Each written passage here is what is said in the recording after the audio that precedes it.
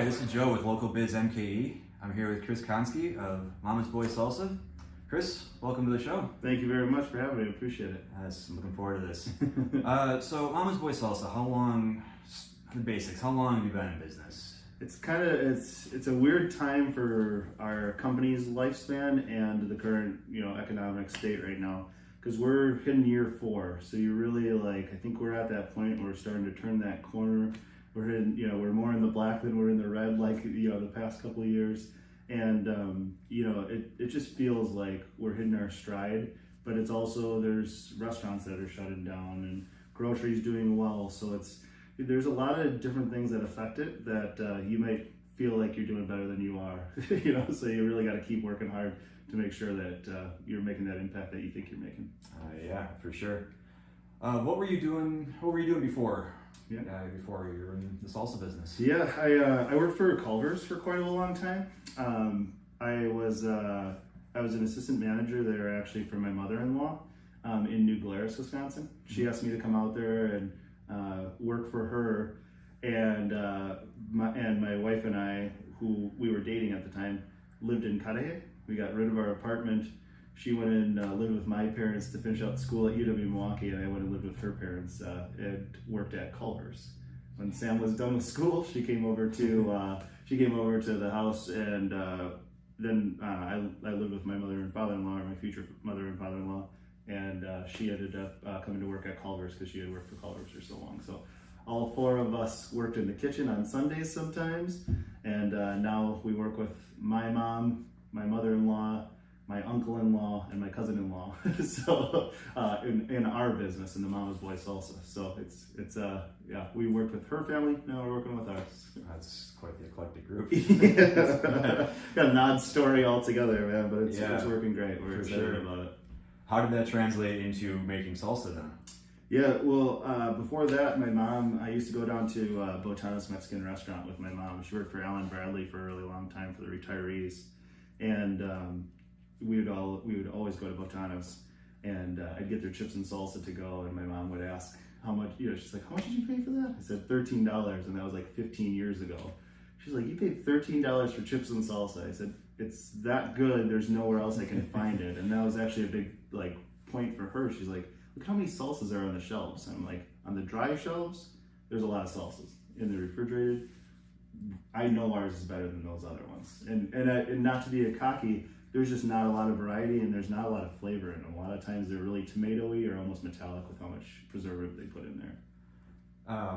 Yeah, I'm sure that makes sense. How much time do you spend paying attention to some of the other salsa and some of your competition? Yeah, my wife's fantastic on that. Just researching and understanding their promotional activities and things, but understanding their flavor too. So in the first couple of years, we were buying salsas all the time to try different ones to see what we liked about ours that was different. And honestly, I haven't found a salsa that I enjoy more than our own flavored salsa. That's just a subconscious thing too. Maybe some bias. Yeah, that's okay. But maybe maybe we found the one though too. So because we have a lot of people who tell us that it's their favorite salsa they've ever had in their lives, and it took a lot of time to convince my mom that was true and not people just being nice. Because when you're out at the farmers market, it's a really intimate setting. So when somebody's being nice to you, you're like, man, I'm a local Wisconsin, guy that's selling salsa. I'm just trying, to earn for my family. So you don't know if people are just being nice or if, they really feel that way. And then when they say, I'm already covered, I got it in my refrigerator, then they're doing it for a reason, and they appreciate what you can create, which is super fun. That's makes you feel good about what you're doing, and especially when you're using your hands to do it. I think that's always, I was never a construction guy. So food always was kind of my creative outlet, and my mom's just done a great job of leading me in the right direction with different stuff. Just a little bit more lime, a little bit more salt, some more cilantro here, and then it helped form my palate and our opinions on what good food means. Nice, yeah. So when you first were getting started, what was the reaction from your friends, family, and everything when you said, "I want to make salsa"? Yeah. Well, there's two stages to that. One was while I was working at Mayfair Mall, I had friends who were asking about it, and like, can you make some more? I'd love to purchase some, and I was like, oh really? So that's how it really started. But then when I went full time 2 years later, that's when those interesting conversations started, because I think you see somebody who, I don't know if I lost my job or they wanted to put me in a different direction in the business that I was working for before. But it was like one of those points where like, that was the first time in my life they ever like got rid of a job role that I was working in. So it was kind of, man, this hurts, in here a little bit.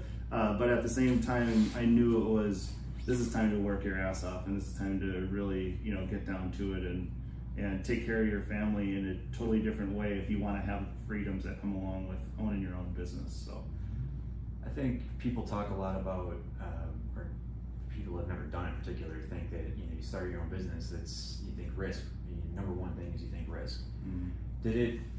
Did it kind of shape your opinion that like maybe it's not such a risky endeavor, given that you had a job, so to speak, and like you lost it? Yeah. Nothing, outside of your control. You're right. How did that shape your opinion at all? Or I think I don't know. It's hard because it's more difficult than you think it is, no matter what. There's times where you're just trying to do normal things, and there's a big issue over here that you need to take care of. Mm-hmm. So I think, just being realistic about it and having that backup too. If I didn't have my mom, my mother-in-law, my wife, my dad, my brother, like people that I talk to on a regular basis who help me, to push through those things, that's tough as hell. I think that's why I see a lot of people who are trying to do it by themselves, that it doesn't work out as often. Sure. Because those are those days where you just need somebody to go, Chris, go take a nap over there and relax, and take that time to just clear your mind, and I'll take care of this. My wife is incredible in that aspect. I'm incredibly lucky to have both family units working together. Like we help each other out, and we try to do the right thing as often as possible. So that's awesome. So you have you've grown from giving out samples to gifts, to your friends at the mall, to where you're at now, which is you have multiple products under your wing. You're starting your own production facility. Or you got this right here. Beautiful building that we're in here.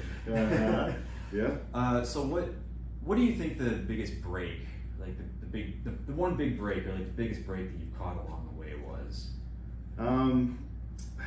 That's hard. There's a couple different ones. There's the one big one for actually getting started was talking to Dave Gerino, the Soup Market. He's a guy who supports a lot of people locally as far as making their food products in his facility. And I actually didn't know Dave before we started, which is 4 or 5 years ago. Dave and I are really good friends now. We go golfing together and things.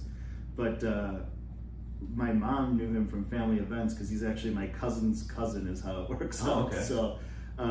So my mom said, why don't we go down and talk to Dave, and we'll present the salsa to him and we'll see what he thinks. And he said, I really think you have something here. You should pursue this. So, when I told my mom and my wife that I was going full time to do this, they're like, what are you talking about? So, and it is, because it's scary when you have two incomes and stuff and you're used to that.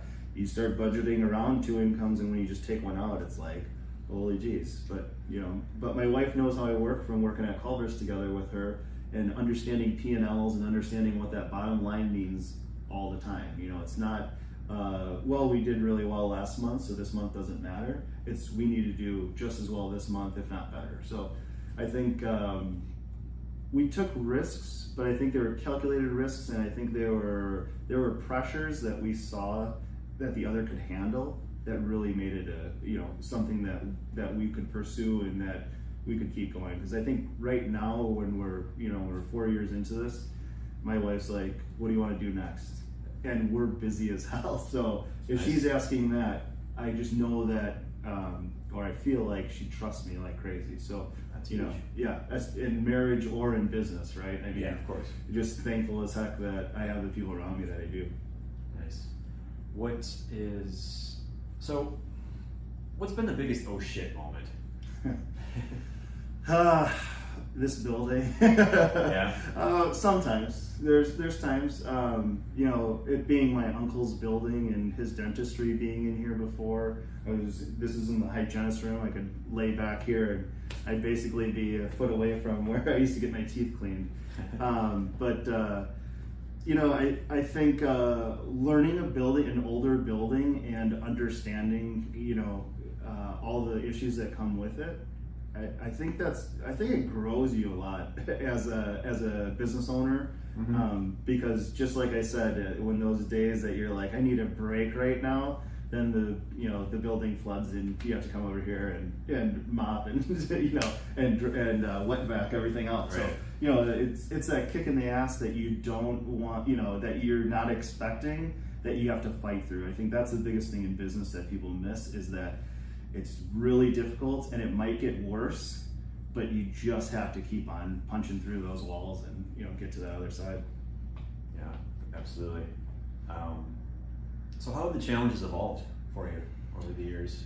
The challenges before were they were just as important, but they were smaller in scale. So I was low. We were really low on funds in the beginning, and trying to work into that and do that. But we have more money now, but we have bigger challenges and bigger expenses too. So I think as you go, they evolve naturally because hopefully you're growing, right? And hopefully you're adding to it. So if you're getting bigger and you're expanding, hopefully there's more problems in that expansion too, because that means you are growing. And you're probably not growing as fast as you could if there's no issues at all, right? Yeah. Because if everything's peachy and super easy, then maybe you need to try a little bit harder then too. Right. Yeah, that opportunity comes in the challenges. Yeah. So I think finding that good balance is necessary, but also difficult too, because there's so many variables that it's hard to understand exactly what you're up against. Yeah, for sure. Do you ever deal with imposter syndrome? Imposter syndrome? Yeah, like this is like, what am I doing? I'm not a business owner. I'm not a landlord. What am I doing here? Yes and no. There's a certain confidence you have to keep, I believe, in order to for people to trust your opinion. It's more about pinching myself and thinking about how lucky I am for what we've been afforded through this business. I not really. I have an odd confidence that I didn't have before this business. Okay. When you're getting nervous for like an interview or something like that, like I don't feel that way anymore, because I'm thankful to be able to tell my story and to talk about other Wisconsin products and friends that I appreciate like crazy. So it's not a bad thing. It's only positive on my side in my mind. So I don't really get too nervous anymore. That's good. That's very good. I feel like a lot of new business owners, new entrepreneurs, that kind of is, and like you said, the confidence of having people take you seriously. Like, when I'm talking to construction guys and explaining things around the building, and I don't know what the hell the tools are called or what the different trim and different stuff like that's on the walls, that's when I'm like, oh my gosh, like that may be more my kryptonite, where I'm like, I think that's fair. I sound dumb based on the information I have to give you no matter what. I have to talk about these tools, right. So I have to give you my low skill level. Right. Like that curvy thing over there. That's what I need. I'm not that bad, but I'm not very good either. For sure, yeah. I'm more of like gorilla in the wild, where I'm taking two sticks and trying to do something. That's generally the tools that I use, or like whatever's laying around. That's fair. So what has the growth curve looked like for Mama's Boy from the start to where you're at now? What are you guys doing? Well, the first year we sold 1,000 jars, and you're sitting there thinking like, man, family and friends are being super kind and taking care of us, and this is great. the next year we sold $22,000. 22.5 was our total, and we're like, holy crap, that's pretty good. I mean, you're on a sales scale, when you start talking to other people, you're like, oh, that's not that much. For a salsa guy, you're like, well, that's pretty darn good for selling it on the weekends with my family, you know? Right. And then we hit 66.5 the next year, so we tripled our sales last year, and we're like, holy geez. So now we're projected over 100 this year, and I like couldn't be more thankful, because people don't understand how many people message us. And like, I had a woman come from St. Louis yesterday and pick up 6 half gallons. You know, you're just like, I sold you $150 worth of salsa. Like, you must like it if you're buying that much salsa for yourself. So it's just awesome. I mean, I'm just incredibly grateful. Yeah, for sure. What does the sales process look like? I mean, are you the one primarily doing the selling? Are you still, or always have been? Yeah, I was a salesman for U.S. Cellular, and I just developed a really good. I was at Mayfair Mall. I was standing in the middle of the mall trying to sell cell phones. You know how hard those guys work, because you're like, no, I don't need anything. You know, right. It's really easy to get away from those guys when you know what they're going to say to you. Which made it really difficult for me to sell. So that's how I had to develop, you know, those close relationships, those key points where people are interested right away, and just being able to talk about products that people are interested in, and knowing the best parts about them, really, and conveying that to the customer. So this is more for a personal standpoint, a personal question, but do you think it's harder from a sales perspective to hear no, maybe, or just completely get ghosted? That's hard, man. The no or ghosted is, I don't know. When I hear no, it hurts me internally a little bit. When I'm ghosted, I feel like there's another opportunity there. Okay. So the no's are maybe more of a finality to me. Sure. So that's why I don't like hearing that, but I also understand it too. I think not showing that in front of people is really important, because it is disappointing. You want to sell more product to them, obviously, but you know, at the same time, they run a business and they only have a certain amount of shelf space, and they know it works best in their stores, usually, right? Yeah. So you got to kind of trust what people are telling you too, because you don't want product sitting in there that's going to all go bad and not work, and you know, do all that stuff. So you got to kind of see what works for everybody. Yeah, for sure. Is there anything about Milwaukee that you think makes it unique for your particular industry as opposed to other cities? Yes, but in a good way for us, but in a negative way for Milwaukee. Salsa wise, you know, you have the places like El Rey or Cermak and stuff like that have some really good fresh salsas and things, because they're Hispanic grocery stores, and you know, it just seems to be more truer to the Hispanic culture. But if you look at a lot of the other, like Pick and Saves and different things like that, and Sendix even, you're looking at more like commercialized Caucasian salsa is kind of how I would say it. And it's more like the tomato water instead of like the tomatillos or the cilantro and the, you know, the different Hispanic ingredients that you would hope to see in a good fresh salsa. So the reason that I say that is because there's a lot of canned salsas that are in Wisconsin. So they superheat those products. The vegetables are softer, so you don't have that fresh crunch of vegetables in your mouth, and then you loosen that flavor that's cooked out in there too. So I think that's why ours works really well in Wisconsin, because it's so different than the other salsas that are available here. What is the difference between a salsa and a pico de gallo? So your pico is going to be nice and chunky. So you got those big onions, big tomatoes, and just more like flavor in pockets rather than in like a fresh blended salsa like this. Like you got those real small shards of onions and you know, jalapeno peppers and habaneros and things like that too. So it just seems like you get more of the flavor all at once rather than just like an unappetizing onion or tomato like that. for me personally, I actually don't like onions or tomatoes, but if they're blended up like a pizza sauce or a salsa, then I'm all for it. But I just don't like those big puffs. Kind of the same way with onions, at least. I don't particularly like them, but put them in a good salsa for sure. Yeah, absolutely. So how much time do you spend, what does your day-to-day look like within the business now? Yeah, that's a hard one to quantify. and I actually kind of do that on purpose because I like to be very nimble and adjust to things that I need. Like today, I had the Greendale Farmers Market from 8 to noon, had the interview here at 3, and then in between I did a couple deliveries and stuff too. So if I didn't have that hour and a half, then I went do those deliveries. Since I had that hour and a half, I was like, cool, I'll knock out those deliveries in between, and then I can adjust my day that way.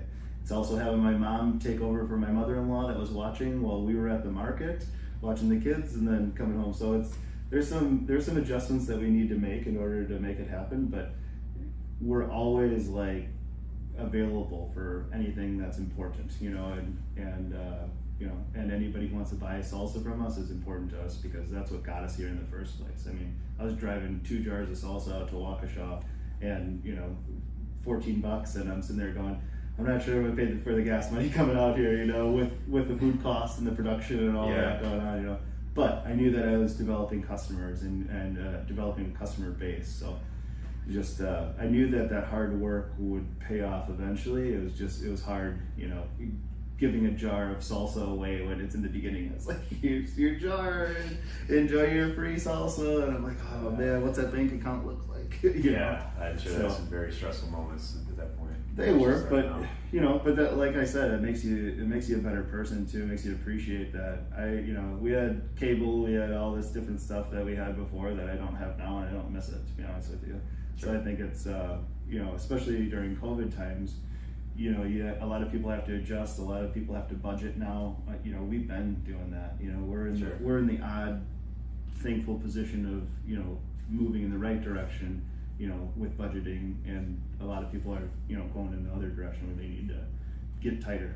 Yeah, that is it's a fortunate situation to be in, and it's unique. I feel it is somewhat unique, but it is good to hear that there are people thriving during this pandemic, or at least expanding. Yeah, well, and we talk to a lot of people at the farmers markets and stuff too, that are just great people who are working their butts off and stuff, and if we got a little extra money in our pockets, then we'll support them a little bit more too. So when people buy products from us, it literally is going back into the business, into other products, and otherwise it's going into the farmers market and taking care of our friends over there, because that's a big part of it too. There's been more trades that I've seen now than I've ever seen in the past years, because I think everybody's just trying to do the most sensible thing with, we have a food cost on this that's lower than what we charge, obviously. So there's a little bit of wiggle room that we can trade and get other products for, similar prices, but it's lower cost to both of us as we trade. So it just makes sense. Yeah. What is your most popular product? I'd say this guy right here, Mr. Mild, or Mrs. Mild, I'm not sure. We haven't really given them a certain thing, but this is my favorite. The medium is my favorite. That one you get the cilantro, the lime, and the salt kind of all at one time, and that one dances on your tongue a little bit. But I think Mild sells the best for us. Medium was our previous hot. We had mild, hot, and extra hot before, and we moved to mild, medium, and hot. We have some grocery stores that were talking to us and wanted us to get into their locations. So we wanted to be a little bit more on the regular what you see at the grocery stores. So there's adjustments like that. As you move, we were like, we're Mama's Boy salsa, so that hot and extra hot might not be as hot and extra hot for other people, but that works for the name that we had. And then you're like, well, this might work better for the grocery store. It's a selling product, so I'd rather do that. So that's why we adjusted on that. But right. We sell a lot of salsa that way. It took a lot of convincing from my mom to understand, like, listen, it is a very good salsa. You make great food, and she's always just made fantastic food. And for people to come up and tell us, it's literally like almost like every other market at least that people are like, this is the best salsa I've ever had, and you're just like, wow, thank you so much. Tell your friends, you know, right? I mean, you know, so I'm not gonna lie. We obviously, you know, you'll never have enough, but if we do, I'll be giving it to all my friends anyway. Just thankful as hell. Yeah, absolutely. What are some of the what are one of the biggest lessons that you've learned? Just trying to calm myself in every situation. The slower that I go, the more relaxed and the more thoughtful that I do things, the better results that I get.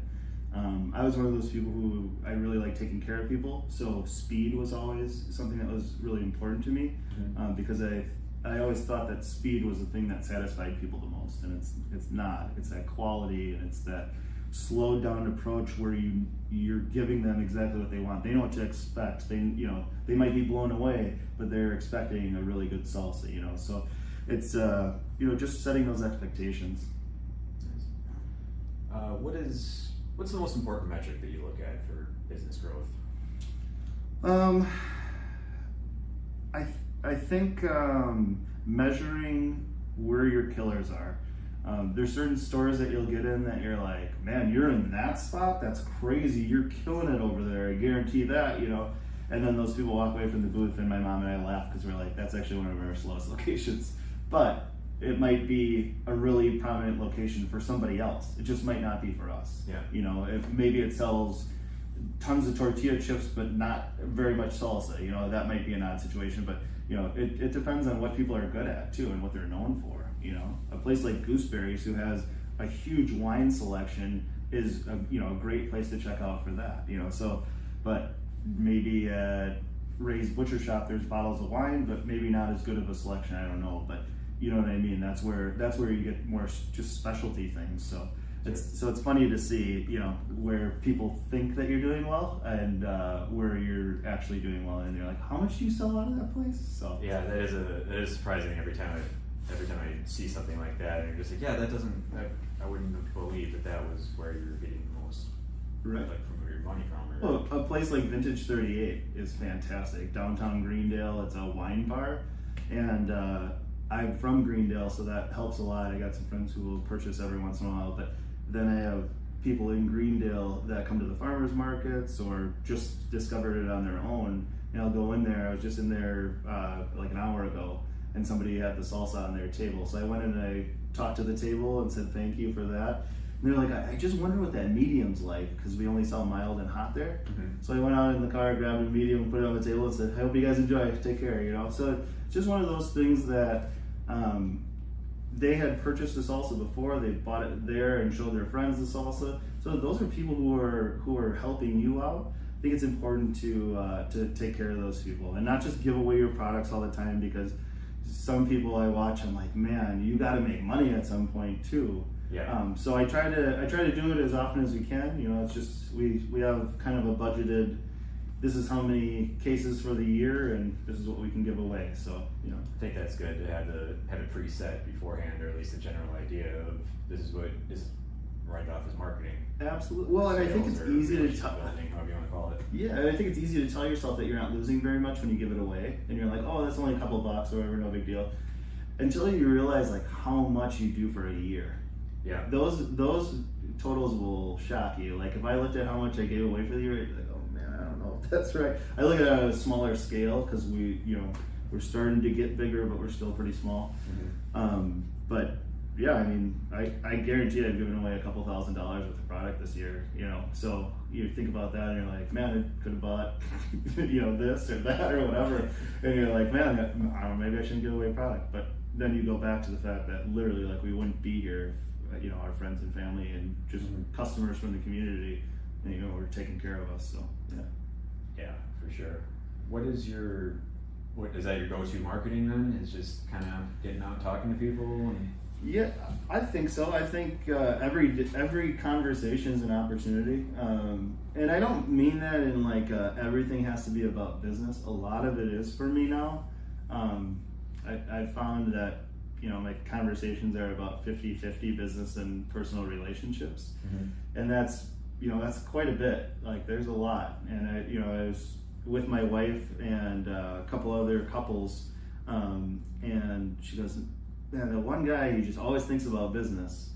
And so I keep that in my head, thinking like, it doesn't always have to be about business, Chris. It can be about personal, it can be about fun, and you don't always have to think about numbers when you're looking at stuff. I like to analyze it because I like to see that It's stuff. tough balance to strike, though, I'd imagine. Oh, it is, because when you're sitting there and you're bringing out a new product and you're like, hey, check this out. You're just sitting there thinking about how you can sell things.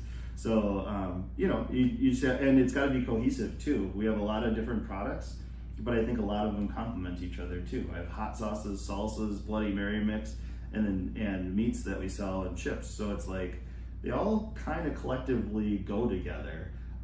But if somebody came with a different product that was very different than all of that, and it sold really well, and it was something that I was interested in, then we bring on that one too. So you gotta do what you gotta do. But go where the money goes is what I'm thinking. For sure.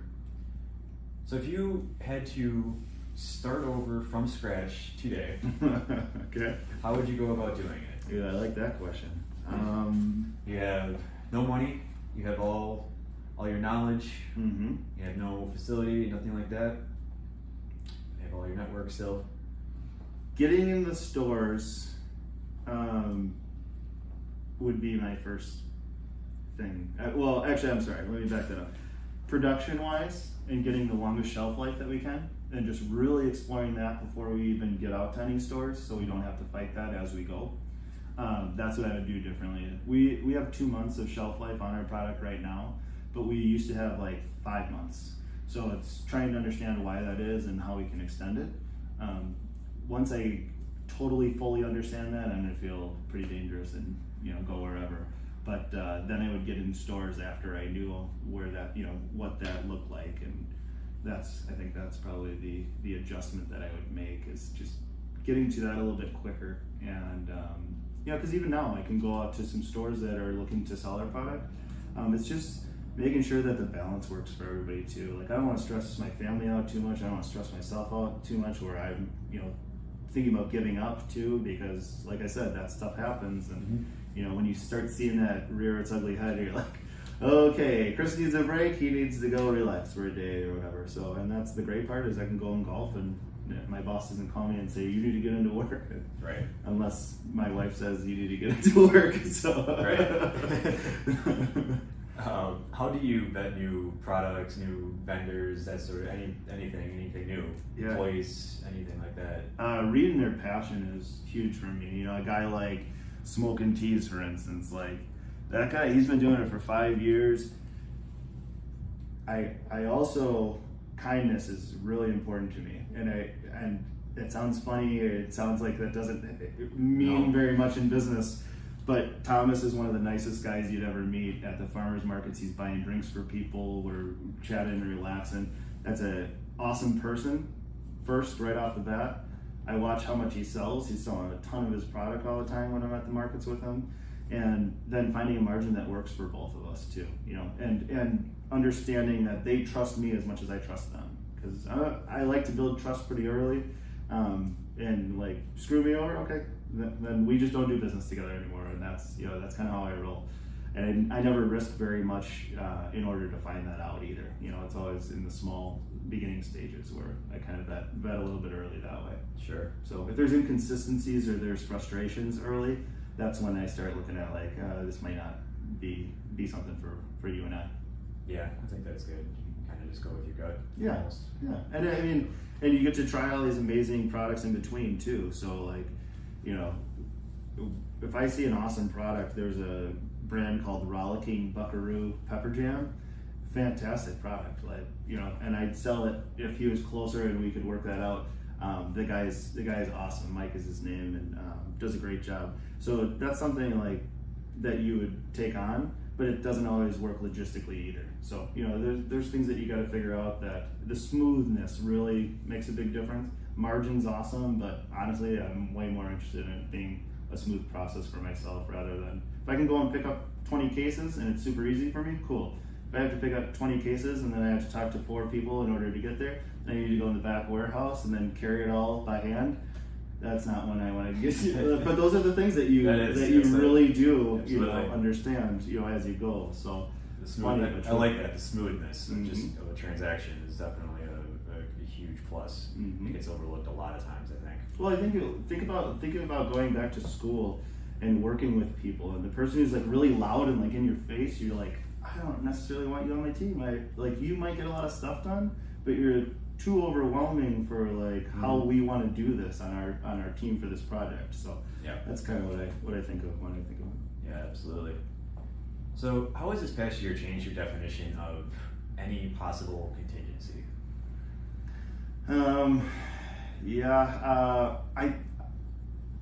This is how it's changed it. Having different businesses and different revenue streams. To sit there and go, salsa's my only game, and if this doesn't work out, then we'll close the doors and we'll figure out something else. That's not what I want to do. I want to sell this. I want to sell the hot sauce. I want to sell smoking teas. I want to sell Bloody Mary mix. I want to sell chips, and then I want to sell some new products that we have as well. So that's my ideal. Understanding that distributing for other people has helped us expand our salsa, game too, is a big realization to understand.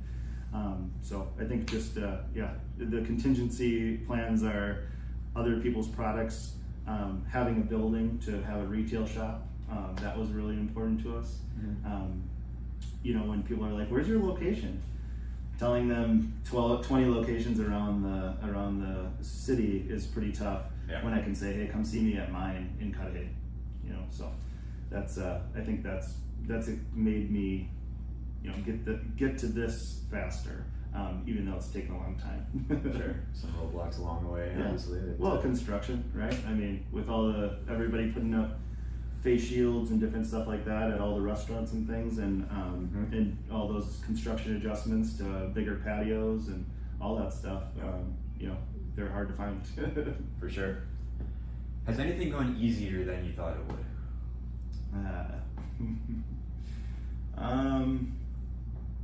My wife and my business relationship. I think that we had a good idea of how we were going to work together and things, but we've gotten to a point where we're actually like rooting each other on. That's awesome. She works for Kessler's Diamonds, and she would process the orders before, and that was her role, and she just moved into sales. So now we talk about sales almost every day of what she, how she did for Kessler's, and then I talk about my sales, and then we talk about how to do it better. So we're really like, she's rooting me on for expanding this business, and I'm rooting her on for expanding, her knowledge and her sales, capacity and things too. So just like, it's fun to watch each other grow. That's awesome. What's next? This being done, hopefully. This is a big project. We definitely need to do some more work. We got some walls to punch out. We got some different things that way, but we're working on some plans right now with an architect out of New Berlin. And I think once that happens, I think we have a lot more subcontractors that can come in and take care of the things that we need to. So I'm really excited about opening our family business and my uncle's family practice. So that's next and exciting as hell to me.